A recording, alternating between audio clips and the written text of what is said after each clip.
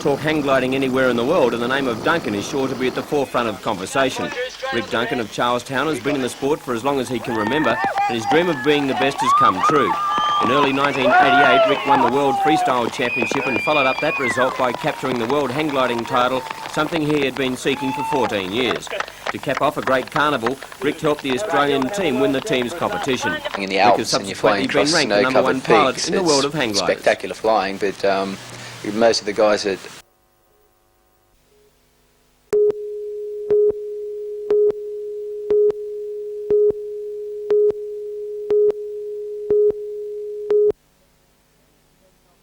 Cessnock Mayor Alderman Marie Callaghan presented the new fire tankers to the Rothbury, Mulbring and Greta volunteer bushfire brigades. Each of the vehicles is worth $110,000, the money raised by the New South Wales Bushfire Fighting Fund. The 3 tankers replace old vehicles, some up to 22 years old. The new diesel trucks are fitted with spray bars and will improve safety for firefighters, carrying all crew members inside.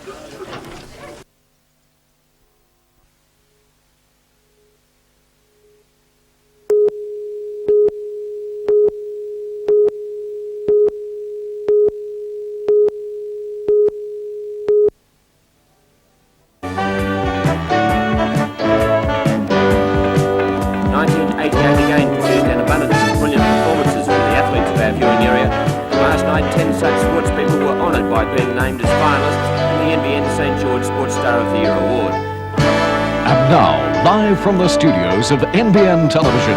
Youngster David Woods, the World Youth Sailboarding Champion and the Australian Youth Yachtsman of the Year, won the NBN Encouragement Award and now has his sights set firmly on the Olympics in 1992.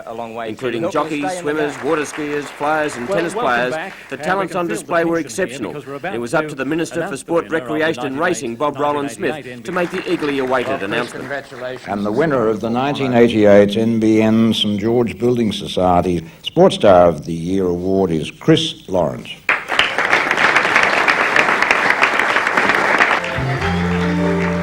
To round off a marvellous evening, songbird Colleen Hewitt. Day by day, oh dear Lord, 3 things I pray, to see thee more clearly.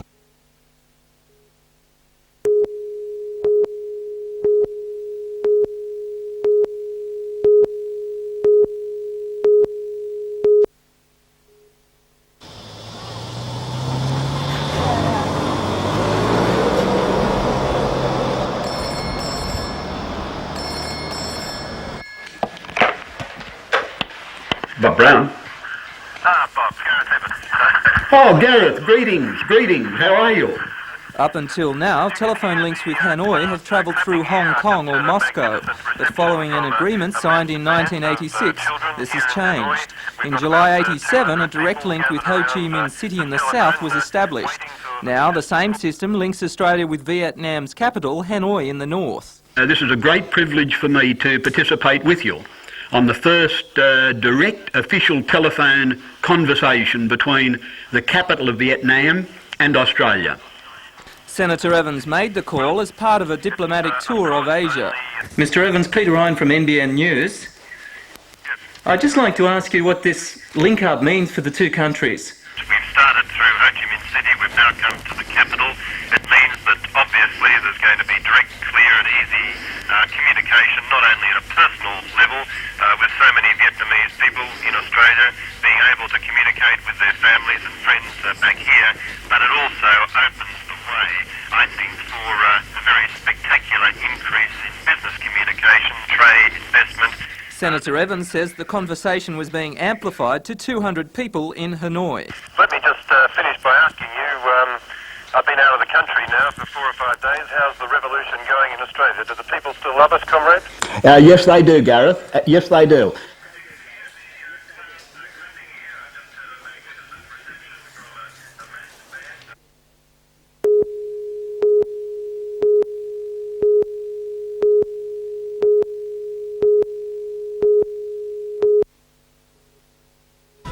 Come on, say Higgins is innocent.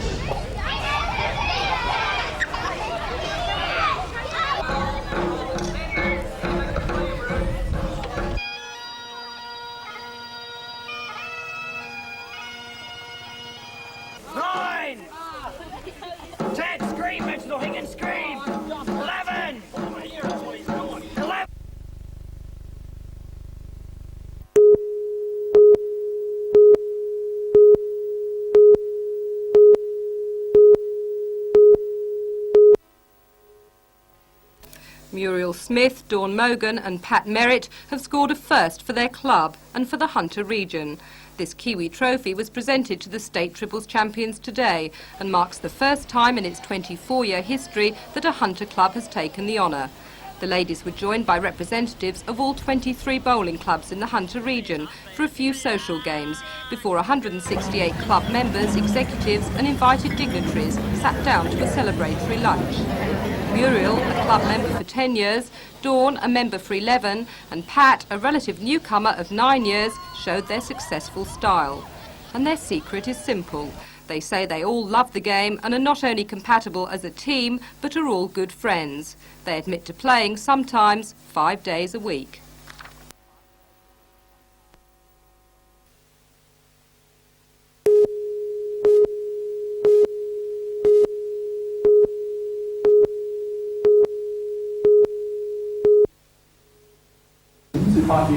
The course prepares potential students over 20 years old for college or university. It enables the university to assess each student's ability to cope with tertiary studies. Last year, the part-time course attracted 600 students. 300 of those who successfully completed the course will be offered a place in the university of their choice. The foundation course is recognised by most institutions. Any course that doesn't rely heavily upon a mathematics base. So while they can't get into engineering or computer science or physics or chemistry, they can go towards arts degrees, economics, commerce, management degrees, law, social work, education, teaching, anything that, journalism, anything that doesn't require mathematics. The course entails 2 two-hour classes a week, with students choosing 2 subjects out of the 7 offered. Most importantly, it allows students to discover particular interests at university and equips them with necessary skills. We provide them with the lectures, of course. We provide them with assignments and essays and examinations at the end of the year. If they stick with us and if they are successful, then they are eligible to enter tertiary institutions, universities and colleges the following year. Enrolments for 1989 are now being taken, with Central Coast students able to complete the Open Foundation course at either Muswellbrook or Terrigal High Schools.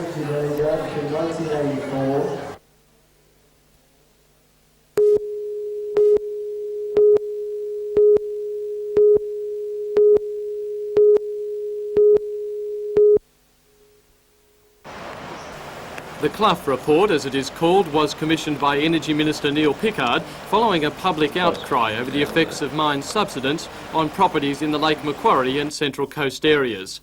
The report examines community perceptions of mine subsidence and its relationship with urban development. A number of recommendations are being considered by Cabinet. The most important, the creation of an appeal tribunal able to review decisions made by the Mine Subsidence Board, redefining subsidence to include all ground movements related to the extraction of coal and shale, and giving the board power to approve retrospective compensation for improvements erected in mine subsidence areas. The Minister was in Wyong today holding talks with councillors and officers over the future of several Elcom-owned blocks of land. In past years, the Electricity Commission bought big parcels of land in the area for facilities which were never built. It is now the biggest landholder in the area, owning sites the council would dearly like to secure. The council has its eyes on a 1,000-hectare block to the south of the city, once earmarked for the cancelled Mardi Power Station. The council says the land could be put to a number of uses. One of the preferred options is for a public housing estate. However, any deal seems as yet a long way off. The council says it can't possibly afford to pay for the land, and the minister remains equally adamant that it won't be given away. I've got a commercial enterprise to run, and it is a commercial enterprise that must produce the cheapest electricity for all of the consumers of New South Wales. So there'll be nothing free in that sense of the word. The day of free biscuits is over from the Electricity Commission. All of the free things must come out of other resources. What about then if no one...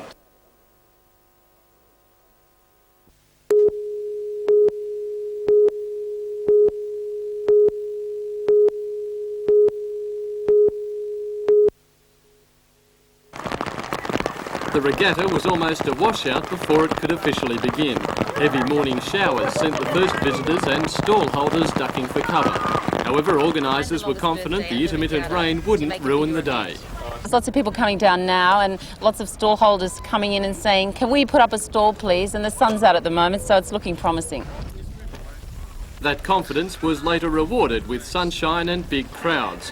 However, the inclement weather meant that few saw the historic moment of the Waratah returning. Australia's oldest seagoing steamer was built in 1902 and spent many years working in the port of Newcastle. In 1968 she was decommissioned and presented to the Sydney Maritime Museum for restoration.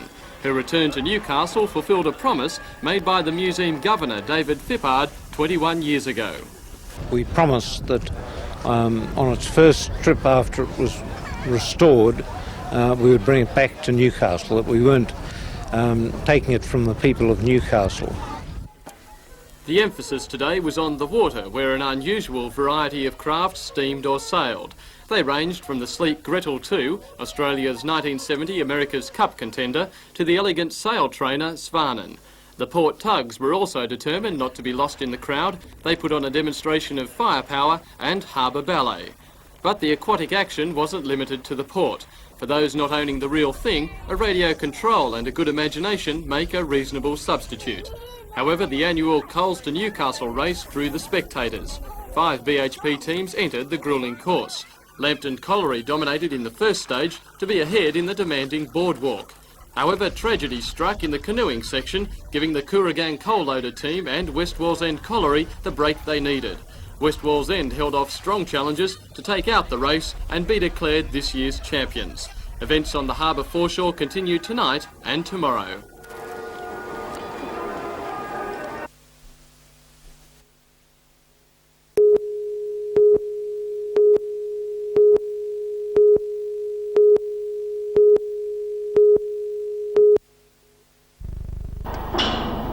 Only low-level boats will be able to pass through the channel until late on Friday afternoon.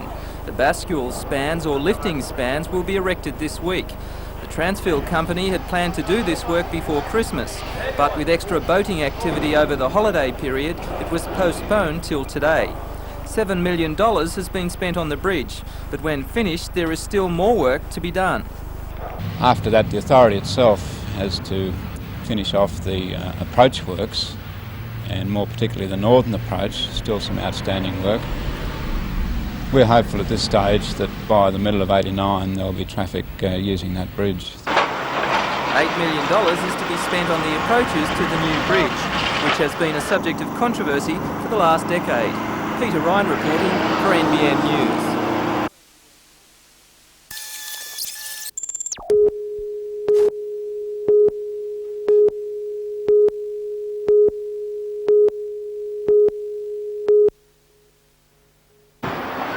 The miners' wives made their submission to the Coal Industry Tribunal, David Duncan, this morning at the local coal authority. The women were told they could put their case to the tribunal at a meeting in Sydney last Wednesday. During a brief adjournment today, one of the women, Julie Prowse, stressed the wives were happy for the 5-panel roster currently in use to continue, but they are concerned about BP Coal Australia's plans to implement a 4-panel roster at the Howick mine. The women's submission included petitions from other miners' wives, afraid the 4-panel roster could be introduced elsewhere. We have presented Mr Duncan with 3 basic papers. The first one on the history of mining industry, which says why we're about, why are we fighting, the conditions that originally were in mining industry, how they've changed, how we've got good conditions at last, and now it's going back, and a backward step in the country of advancement is just ridiculous. The women also presented a paper on the physical and mental effects of shift work and details of how the proposed new roster could affect families and the community. The women believe the 4-panel roster would disrupt family life. How successful do you think your submission will be? Oh, I'm confident. We've put a lot of work into it. It's been an extensive amount of research gone into it. I'm really confident that it will do some good, because if you've got a heart and you listen to what we say, then there's no way they could introduce the 4-panel roster.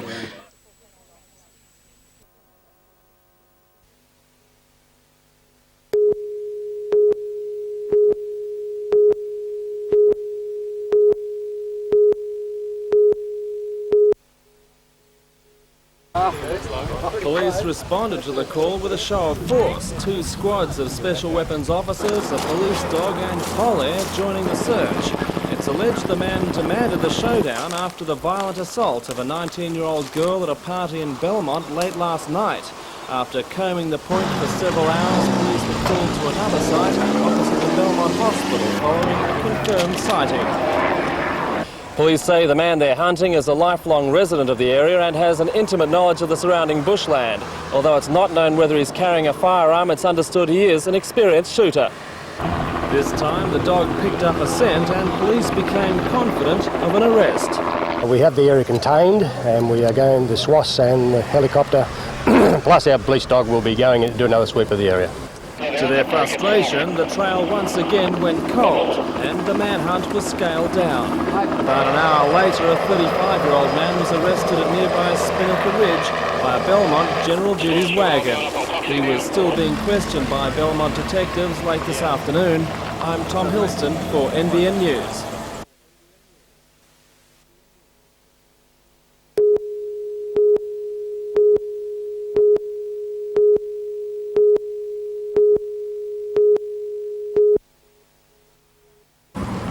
Craig sees his selection in the world title squad as his chance to make it big in the cycling world.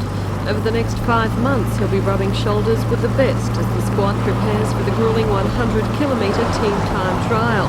He'll spend time in Russia, training with the Eastern Bloc riders, and on many winding hillside roadways in Italy, putting the finishing touches on what will be a super fit Australian squad. It's harder road training than I've ever done before, including with the racing, and it should give us good form. Do you think it's going to improve you even further? Yeah, definitely. Like, I've not been a noted hill climber in the past, but I think in Italy I'll learn how to climb hills. But the world titles isn't all Craig is pinning his hopes on. The squad will also form the nucleus for the Commonwealth Games team, and he admits cycling for Australia there is one of his lifelong ambitions. So on return from Europe, he'll be tackling the Australian Championships and the Commonwealth Bank Classic to ensure he stays in top form and to the fore in the minds of the selectors. On performances, we'll be, as we are now, we'll be selected for the Commonwealth Games, but if anyone has an injury or doesn't quite come up to the standard, they'll be probably dropped from the team, so it's a bit of pressure to keep them in good form. Craig is taking no chances with his fitness. Each morning he's spent 3 hours on the road cycling more than 100 kilometres. Added to that is another 2 afternoons of track work and another 2 intense road rides.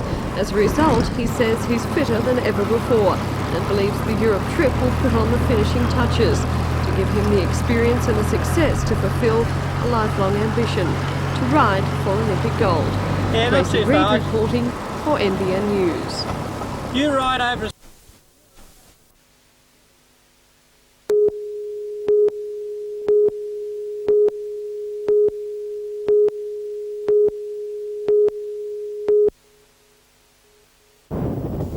Alligator weed has been declared a noxious plant in all Australian states. Believed to have come to the country in the ballast of ships, it is now found in several places on the east coast and has a virtual stranglehold on parts of the Williamtown-Fullerton Cove area. It grows prolifically on water, choking drains, and its thick matted root system competes with crops for land. Alligator weed has been recognised as a problem for 20 years, but so far no solution has been found. This week, representatives from several local councils and hunter parliamentarians joined a tour organised by the Coordinating Committee Against Alligator Weed for an update on the problem.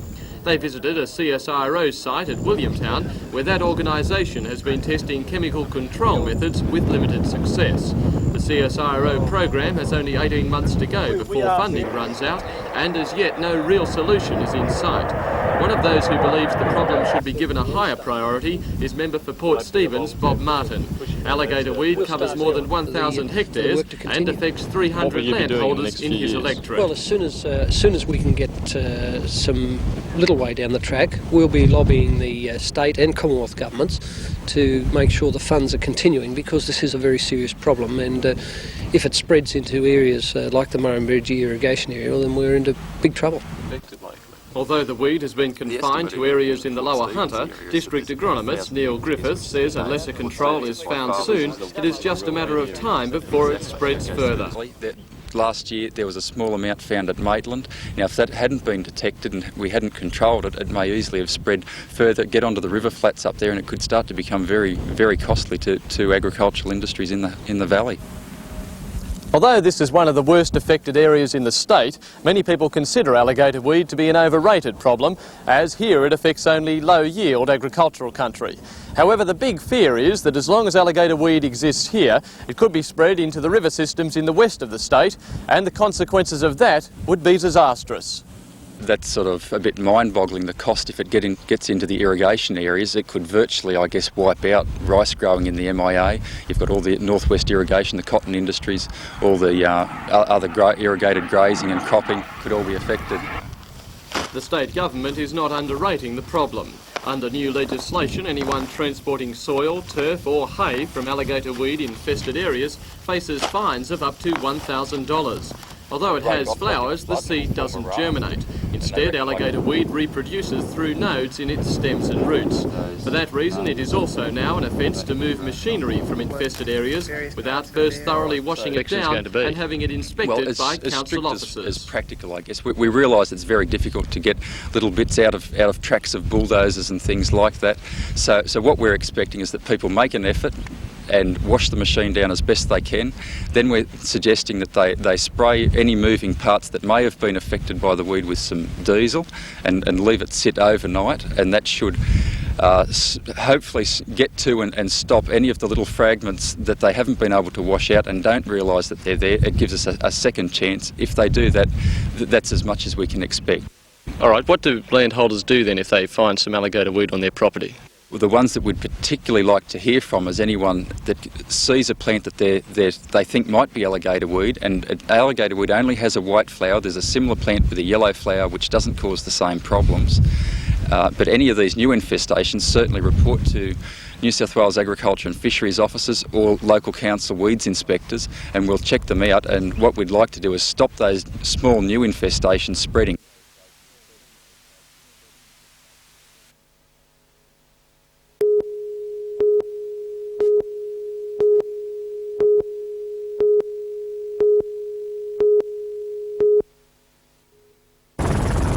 The Canberra is one of a new series of guided missile frigates progressively joining the Australian Navy throughout this decade. She's one of 4 built in the United States. More are now under construction in Australia. Packed with sophisticated technology for electronic surveillance and weapons guidance, the Canberra has the distinction of being the first unit of the Australian Navy to fire a deadly Harpoon surface-to-surface missile. Control of a vessel like this is a great responsibility. It's also a source of considerable pride to Commander Geoffrey Walpole. This is his first command of a warship, and after just 7 weeks on the job, Newcastle is his first port of call. That's especially pleasing to the commander, who grew up in Cessnock before joining the Navy when he was 16. My mother often asks me why I joined the Navy, and the answer is I don't know, but it's something I wanted to do from quite a young age. I left Cessnock High School when I was 16 and finished my education with the Navy at the Naval College, and 21 years later, here I am. He hopes the publicity surrounding his return will inspire other young people to join the Navy's seriously depleted middle officer ranks. It really makes no difference what your background is. You'll be assessed, and the chances are that the Navy will be right for you. Frigates are a hot subject in Newcastle, and it's hard not to wonder which city the crew of this ship would favour for the next frigate contract. It's against Navy policy to comment on the matter, but there's no doubt they wouldn't be unhappy if Newcastle did get the job. While the Canberra isn't the same type of frigate that Newcastle is competing to build, it still represents a very good case in favour of this city. 2 similar frigates to this are being built at Williamstown Dockyard in Melbourne, and they're already 1 year behind schedule. Ironically, one of those is going to be called the Newcastle. HMAS Canberra will be open for public inspection tomorrow afternoon. She sails on Saturday bound for the Solomon Islands and then escort duty in the United States.